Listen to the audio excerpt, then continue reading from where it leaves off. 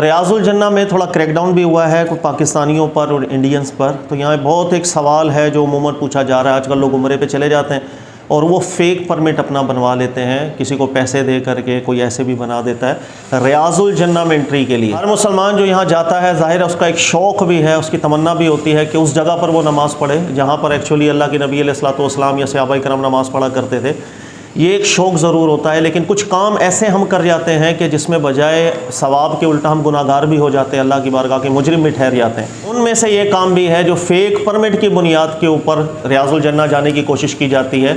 ज़ाहिर है जिस वक्त इंसान एक गलत काम कर रहा होगा तो उसके ऊपर फिर कभी ना कभी फिर क्रैकडाउन होता ही होता है।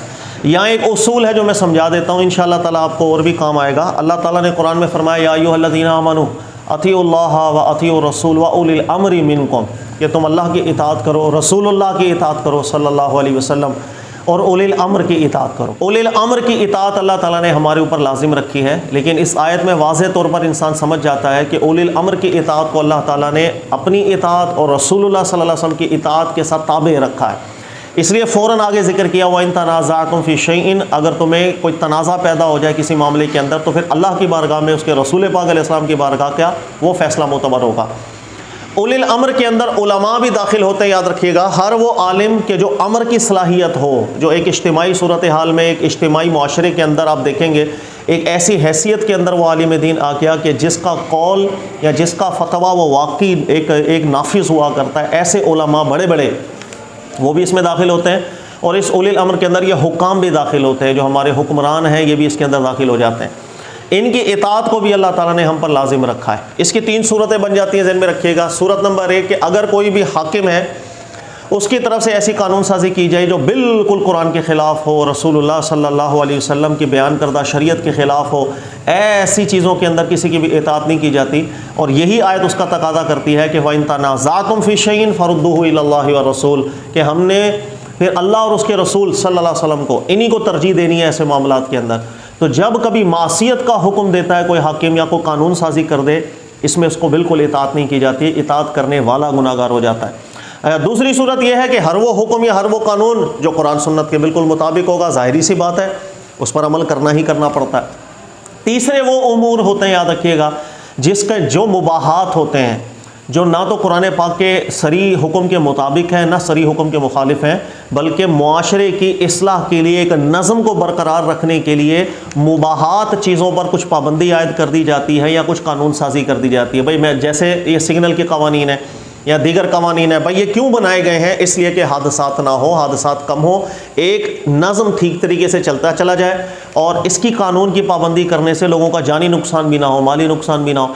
तो ऐसे जितने भी कवानीन होते हैं जो मुबाहात ज़ुमरे के अंदर हाकिम कानून साजी करता है ताकि एक नज़म एक बरकरार रहे, प्रॉपर तरीके से काम चलता रहे, किसी की हक़ तलफ़ी ना हो, इन तमाम के तमाम जो कवानीन है इसकी पाबंदी करना कानूनी लिहाज से भी हमें ज़रूरी हो जाता है, शरई लिहाज से भी ज़रूरी हो जाता है। इसलिए कि अल्लाह रब्बुल इज़्ज़त ने उलिल अम्र की इताअत को हम पर लाजिम रखा है।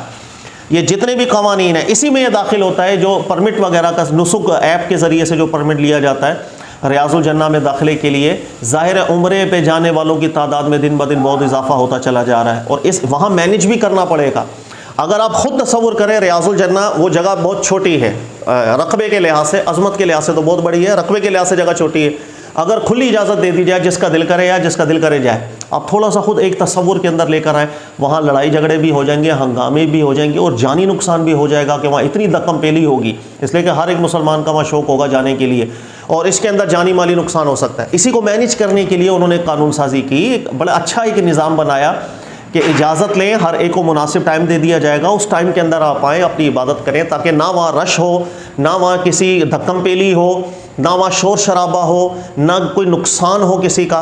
ये नज़्म इज्तिमाई को एक मुनज़्ज़म करने के लिए ही ये सारा मामला किया गया। लेकिन बदकिस्मती से हमारे यहाँ पर चूँकि पाकिस्तान से जो लोग जाते हैं, इंडिया से जो लोग जाते हैं, नॉर्मली इनकी तरबियत तो ज़ाहिर होती नहीं है कि वहाँ कैसे जाना है, वहाँ के आदाब क्या हैं, किन चीज़ों का हमें ख्याल करना है, किन चीज़ों का ख्याल नहीं करना। तो ये फ़ेक परमिट वगैरह बना करके रियाजुल जन्ना में जाना शुरू, इसमें आप दीनी लिहाज से भी मुजरिम हो रहे हैं, कानूनी लिहाज से भी मुजरिम हो रहे हैं। तो एक तो गुनाह का काम, और दूसरा फिर यूँ एतराज़ करना है उन्होंने क्रैकडाउन क्यों किया, सारा इल्ज़ाम उनके ऊपर लगा देना।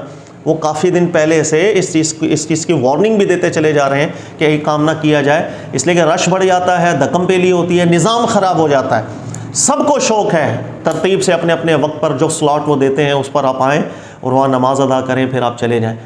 अल्लाह ताला हमें समझने की तौफीक दे। ऐसे जो भी शख्स जो फ़ेक परमिट की बुनियाद पर जाने की कोशिश करते हैं, ज़हन में रखें वो गुनाहगार होते हैं।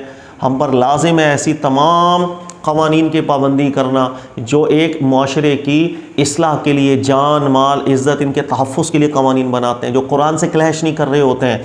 वो मुबाहात दर्जे की चीज़ें होती हैं, लेकिन उस पर पाबंदी इसलिए आयद की जाती है ताकि माशरे के अंदर किसी भी तरह का कोई फितना ना हो, कोई फसाद ना हो, कोई लड़ाई ना हो, कोई झगड़ा ना हो।